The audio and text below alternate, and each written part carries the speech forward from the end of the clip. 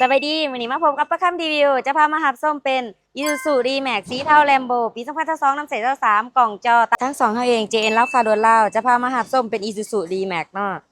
เป็นสีเทาแลมโบเนาะค่ะนี่เนาะปี2022น้ำใส23เด้อเป็นตา LED เนาะ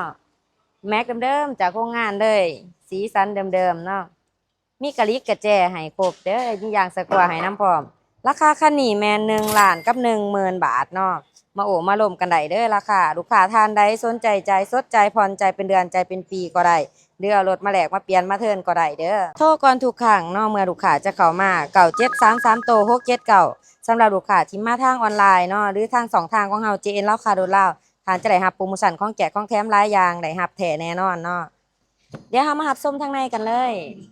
ทางในเป็นล้อผากำมะหยี่เนาะจากโรงงานเด้อนี่เดิมๆโทนสีดำเนาะงามๆเลยหลานหลังก็เส้นเดียวกันเนาะงามๆเป็นล้อผากำมะหยี่สีดำเด้อพวงมาลัยเป็นพวงมาลัยมัลติฟังก์ชันเนาะหน้าจอเป็นหน้าจอสัมผัสเนาะสะดวกสบายแล้วก็ระบบแอร์เนาะจะเปิดปิดได้แบบออโต้เลยสะดวกแฮงเนาะแอร์เย็นเย็นเนาะสองรางแน่นเลยเป็นเกียร์กระปุก6 สปีดเนาะแล้วก็ยังมีกล่องถอยให้น้ำพร้อมเนาะ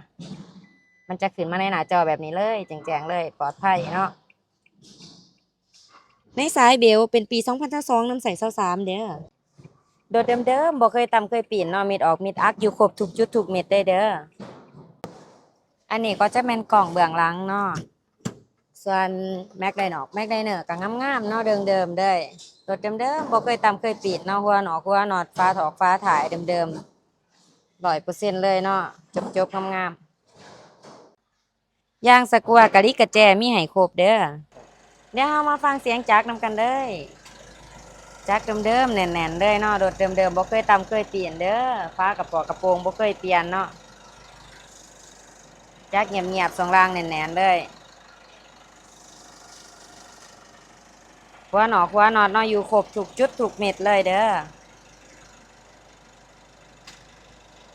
ฝากไว้เติมแล้วทุกท่านเด้อกับ Isuzu D-Max สีเทาแลมโบปี2022น้ำใส23กล่องจอตา LED ครบราคาคันนี้แม่1 ล้านกับ10,000 บาทเนาะมาโอ้มาร่วมกันได้ลูกค้าท่านใดต้องการใจสดใจผ่อนใจเป็นเดือนใจเป็นปีก็ได้เนาะหรือเอารถมาแลกมาเปลี่ยนมาเทิร์นกันก็ได้ย้ำว่าต้องโทรก่อนทุกครั้ง9733โต679ท่านจะได้รับโปรโมชั่นของแจกของแถมหลายอย่างเนาะหรือติดต่อมา2 ทางแฟนเพจของเฮา JN ลาวคารถลาวเนาะท่านจะได้รับโปรโมชั่นแน่นอนขอบใจ